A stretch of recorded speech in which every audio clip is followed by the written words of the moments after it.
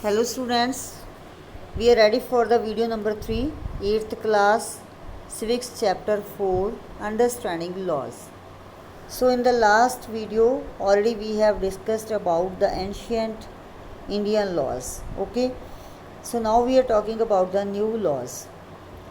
सो बच्चे जो सिचुएशन के अकॉर्डिंगली हर दिन जो है हमारी गवर्नमेंट नए नए रूल्स नए नए लॉज प्रिपेयर कर रही है, पास कर रही है. For example laws on pollution control, pollution को कंट्रोल करने के लिए लॉज बनाए जा रहे हैं.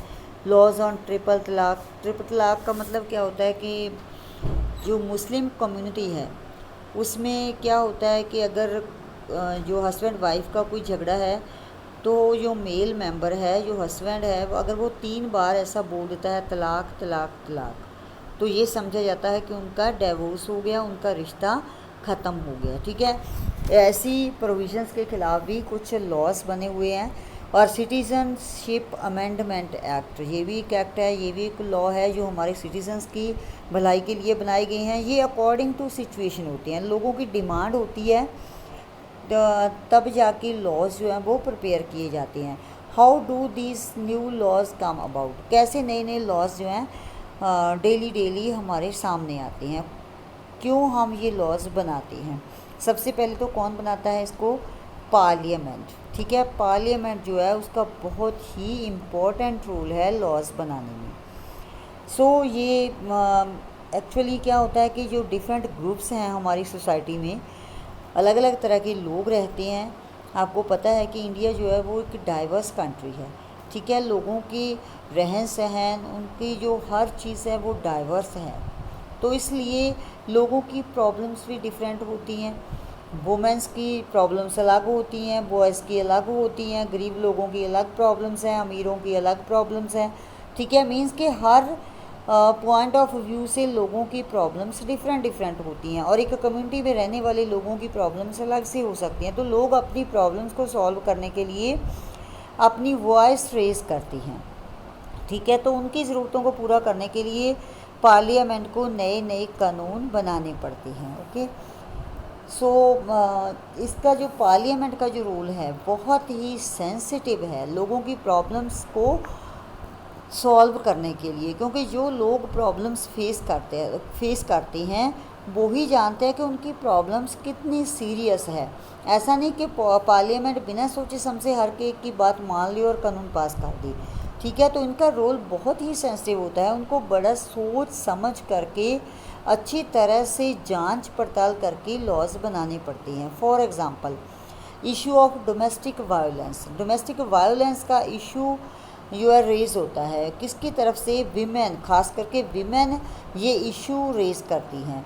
ठीक है, अब तो सिचुएशन कुछ चेंज हो गई है, क्योंकि हमारे लोग जो हैं काफ़ी अच्छे पढ़े लिखे हो गए हैं, लोग एजुकेटेड हैं और उनको अपने राइट्स के बारे में पता है. लेकिन पहले क्या होता था कि विमेंस के साथ बहुत ही मीन्स डिस्क्रिमिनेशन वाला बिहेवियर किया जाता था, बहुत ज़्यादा भेदभाव किया जाता था एज़ कम्पेयर टू मैन. तो उस टाइम पे विमेन को सबसे ज़्यादा डोमेस्टिक वायलेंस का शिकार होना पड़ता था. डोमेस्टिक वायलेंस का मतलब क्या है? It refers to the injury और हार्म और the threat of it by an adult male, usually the husband against his wife. जैसे कि हस्बैंड वाइफ होते हैं घर में, तो हमारी सोसाइटी में क्या होता है कि हस्बैंड को वाइफ से ज़्यादा रिस्पेक्ट दी जाती है. ये माना जाता है कि वो ज़्यादा पावरफुल है, उन्हीं की बात मानी जानी चाहिए, उन्हीं की बात घर में चलनी चाहिए. ठीक है, तो सारी बात मेल मेंबर की ही मानी जाती है. और उसके बाद जो मेल मेंबर्स हैं वो अपने हस्बैंड के ऊपर जो अपनी वाइफ के ऊपर बहुत अत्याचार भी करते हैं. बहुत सारे ऐसे लोग हैं जो अपनी वाइफ को छोटी छोटी बात के लिए बहुत ज़्यादा गाली गलौज करते हैं, लड़ाई झगड़ा करते हैं, उनको वायोलेट करते हैं, उनके साथ जैसे मार पीट भी करते हैं. ठीक है, और कभी कभी तो वैसे बहुत सारे केसेस हैं, कुछ वर्बल, कुछ सेक्सुअल, कुछ इकोनॉमिक अब्यूज़ के लिए लोग जैसे जो बॉयज़ हैं वो लड़कियों को दाज दहेज के लिए भी परेशान करते हैं. ठीक है, उनको एक बच्चे को लेकर भी उनको परेशान किया जाता है. जैसे एक लड़की है, अगर वो अपने जो है जो ससुराल में जाकर के अगर लड़कियां ही उसकी कोख से जन्म लेती हैं तो इसके लिए भी उसको ज़िम्मेवार ठहराया जाता है।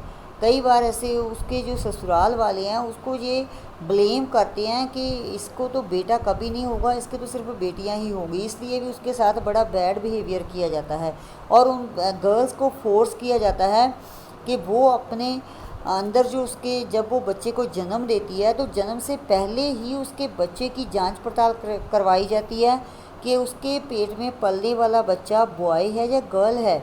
अगर वो गर्ल है तो उसको जन्म से पहले ही मारने के लिए उसको कहा जाता है, उसको फोर्स किया जाता है।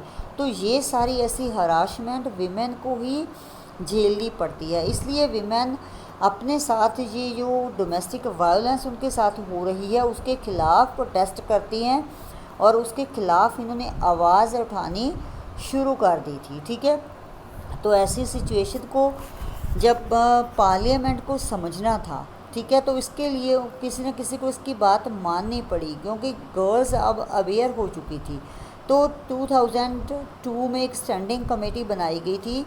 उस स्टैंडिंग कमेटी ने इन सारी सिचुएशन को समझा, उसको अच्छे से देखा और उसकी जांच पड़ताल की। उसके बाद उन्होंने अपनी रिकमेंडेशंस जो भी उन्होंने माना था अपनी रिपोर्ट बना करके उन्होंने राज्यसभा को दे दी।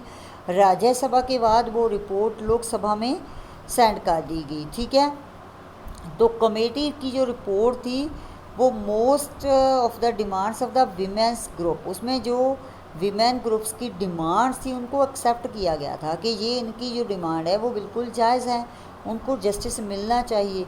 ठीक है, लेकिन वो थोड़ी देर में पास नहीं हो सका वो बिल। फाइनली एक नया बिल उसके बाद बार बार उसके ऊपर काम करते रहे और उसको अभी पास नहीं किया गया था और 2005 में एक नया बिल रीइंट्रोड्यूस किया गया, पार्लियामेंट में फिर से पेश किया गया। ठीक है, तो वहाँ पर ये बिल पार्लियामेंट में पहले उसके ऊपर बहस हुई और फिर वो पार्लियामेंट के दोनों हाउसेस के द्वारा उसको पास कर दिया गया। उसके बाद वो प्रेसिडेंट के पास भेज दिया गया ताकि प्रेसिडेंट भी उस बिल के ऊपर अपनी सहमति दे दे, उसके ऊपर साइन कर दी। ठीक है, so the protection of women from domestic violence act दस केम इनटू इफेक्ट इन 2006। ठीक है, तो इतनी टाइम के बाद ये जाके इफेक्ट में आया ऐसा एक्ट जो बनाया गया था। तो ये एक्ट जो है 2005 ये क्या करता है, extend the understanding of the term domestic to include all women who live or have lived together in a shared household. इनमें सारी वो लेडीज़ शामिल हैं जो खुद रहती हैं या अकेली रह रही हैं या फिर वो अपने परिवार के साथ रहती हैं, उनके साथ रह कर के सारी जो हैं हाउस होल्ड वर्क भी करती हैं। ठीक है, तो लेकिन फिर भी जो मेल मेंबर हैं उनके साथ वायोलेट करते हैं, उनको मार पीटते भी हैं और उनके साथ गाली गलौज भी करते हैं। तो इन सारी चीज़ों से बचने के लिए ये एक्ट पास किया गया ताकि विमेन को प्रोटेक्शन मिल सके, उन्हें जस्टिस मिल सके। द रोल ऑफ सिटीजन्स, अब सिटीजन्स का इसमें क्या रोल है। एक्चुअली पार्लियामेंट के लिए जो सिटीजन्स हैं उनका रोल बहुत ही क्रूशियल है, वो पार्लियामेंट की हेल्प करते हैं।